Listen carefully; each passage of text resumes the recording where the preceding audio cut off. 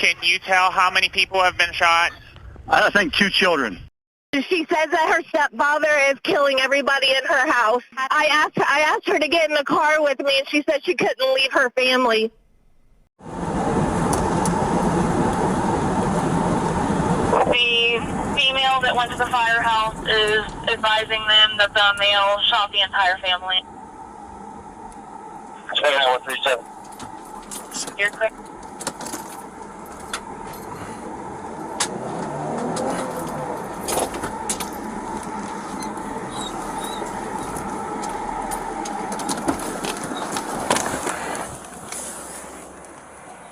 Where's he at?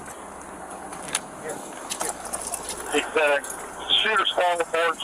Get him right here, right here.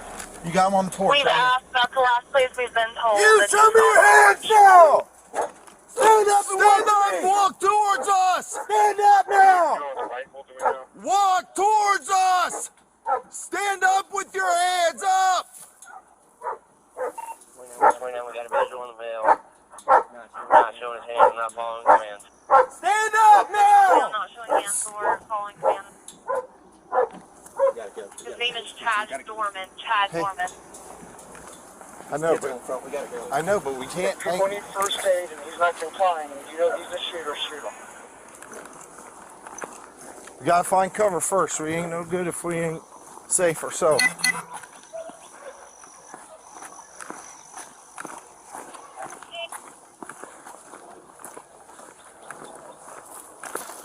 Hey, no.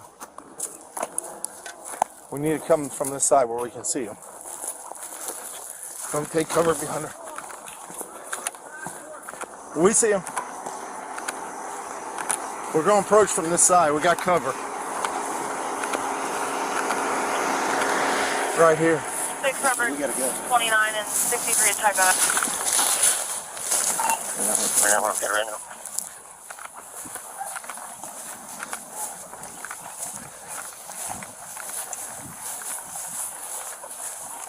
Show us your fucking hands now! Stand up! Stand up! Stand up! Stand up now! Stand up! Stand the fuck up! The stage and air carrier is going to go ahead and fly whenever any units can advise. Get your hands out of here. Cover 21. It's in there. Those guys can confirm that there's people that need first aid, and that's the shooter who's not complying. They need to take care of the I got it. victims. They have to shoot him and shoot out. Man, I ain't trying to hurt nobody. I'm completely sober. Never did drugs a day 63, in my we're life. 21. Get the EMS over here. Well, I did drugs when I was little, but I don't do drugs now. I'm sober. I'm not trying to fight you. Gatlin, 63. get your butt inside. Gatlin, get your butt inside. We on primary? Now. 29, we got 3 kids down. 3 kids down, 16 down. Gatlin. 63, we're 21. Knock Have it off. EMS respond over here. You're clear, they're being advised.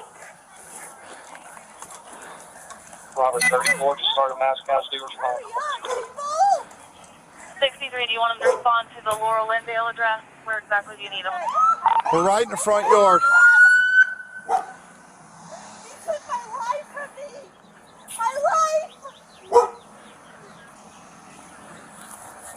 What are you doing, man? Hey, are you copying all this?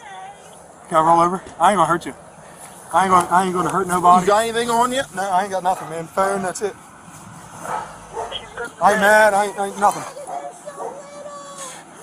Just make sure that dog don't come out. I don't think he'll bite you. Just don't reach for him and try to grab him and pet him. All right. He won't bite you. What's going on, man? Nothing. Can I stand up? It's kind of uncomfortable. I'm gonna I get ain't you gonna here do in a nothing. I ain't running second. away. You can do whatever you want with me.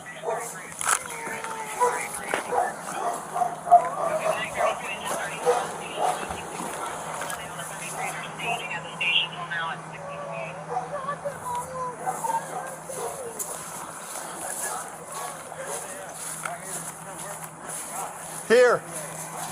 You the only one else inside the house? What? You the only one else inside the house? Yeah. Sit down right here. My daughter, she ran over to the fire department. Sit down. It's my stepdaughter. Put him in the cage. This is look. There's 3 children. in the most brutal fashion you can imagine. 3 young brothers, 7-year-old Clayton, 4-year-old Hunter, and 3-year-old Chase, gunned down at their own home. What we have here is the planned slaughter of 3 little boys. Prosecutors say their father, Chad Doerman, carried out his plan last week. They say Hunter, the 4-year-old, was shot first inside the house. The second child shot was a 7-year-old who fled the residence, ran some 300 feet from the residence, and was gunned down from behind by the defendant. And then he went after the 3-year-old. And there was a struggle with the mother. He ripped the child from the mother's arms. When police arrived, Doerman was sitting on a step with a rifle next to him. He was then taken into custody. And my goal is to have this man executed for slaughtering these 3 little boys. As the case moves forward in court, the boys' family is asking they be remembered for the life they lived. Clayton, the protector, who looked out for his younger brothers. Hunter, the middle guy, who loved the game of baseball and catching frogs. And Chase, often called Mama's baby, the hugger and cuddler.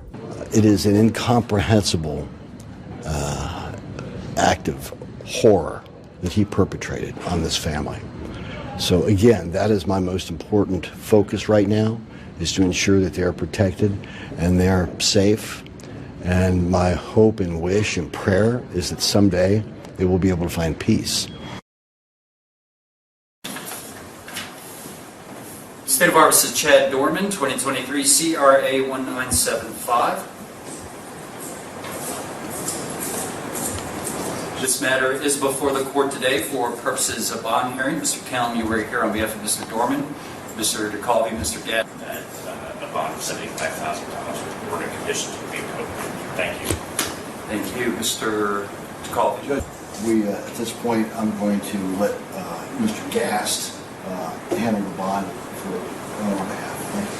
Thank you. Good morning, Judge. Good morning. Judge, we've got law enforcement with us here today. Our office has been involved. Lots of people in our office have been involved with law enforcement throughout yesterday, afternoon, and evening, all the way through this morning. And the facts I have for you at this point are as follows. The trauma that this man has inflicted on his family, the community, law enforcement, first responders, and all of the rest of us who have any idea what's going on here is unspeakable. There's been a full admission in this case, Judge. The case is still new. We're still discovering facts. Just incomprehensible cruelty. The father that stands before you lined up his 3 young boys, and he executed them in his own home with a rifle. They were ages 3, 4, and 7, Judge. In an act of desperation to save her children, the mother at some point grabbed the gun. The father was able to flee into a field near the home. And again, we know from his admission, father hunted that boy down, drug him back to the property, and executed him in front of witnesses. The mother was shot through the hand in her attempt to protect her children. To just begin to imagine their fear. This was the man that every day they woke up looking to for protection, love, guidance in all things. The man they trust more than any other person on earth. The person they rely upon to keep them safe from harm. He was their world. He was their guardian. And he executed them in cold blood. We know that from his admission. One of the most monstrous, craven, cowardly acts that will ever be our misfortune to see. To make things even more disturbing, Judge, this was no haphazard act. Again, by his own admission, he planned the acting on a whim. He's confessed to what I believe is the worst crime, at least I hope, that I'll see in my lifetime. I hope it's the worst fact pattern that ever comes before this court. Judge, it's important for the court to know and Monroe Township Fire and EMS and other first responders bravely respond to the scene where they don't know what's going on. They did not know what they're facing, and they come into a scene that no one can ever be prepared for. No law enforcement training, no training of any kind prepares you for this. It's easy to forget that these are men and women with families, children, feelings, emotions. They're not some automaton performing a delegated function. They're people. 10-year-old children. They held these boys in their arms, knowing there was nothing they could do to save them. How long do those scars last? What day do you wake up from that and did he have access to a weapon? Yes, obviously he did. The weight of the evidence against the defendant at this point, Judge, we stand here with a full admission of the defendant. That also goes to the confirmation of the defendant's identity, and witnesses on scene did see at least part of what happened. Next, the court is to consider the likelihood this person would return to court if a bond were issued. Again, this is the most heinous crime with the most severe penalty under the law that we presented to the grand jury. That alone would be a major factor in discouraging a person from availing themselves to this court or any other. And the thought to flee and the likelihood of flight is great in the state's opinion. The danger he poses to the community is a factor that this court can consider, and I think with the facts in front of you, Judge, we can't name a person that poses a greater threat to the community. As his prior record goes, Judge, it is fairly minimal. He was charged with domestic violence in 2010. He is not, to my knowledge, on probation community control. Judge, the facts of this case are hopefully like no other we will ever see. When this case gets indicted in the Court of Common Pleas, I am certain that a no bond hearing will be held, and I would hope that would be granted. But at this point, this juncture, we're going to ask this court to issue a bond we've never asked for before. I'm going to ask for a bond of $20 million. I hope I never need to request such a bond again. Thank you. Date for preliminary hearing? Date for the preliminary hearing, Judge, is 6/26. No objection, Your Honor. The preliminary hearing will be set for June 26th at 1 p.m.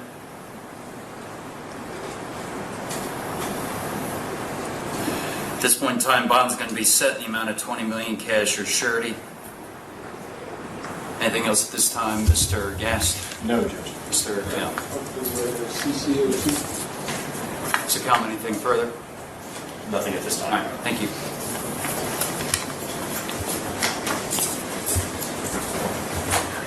All right.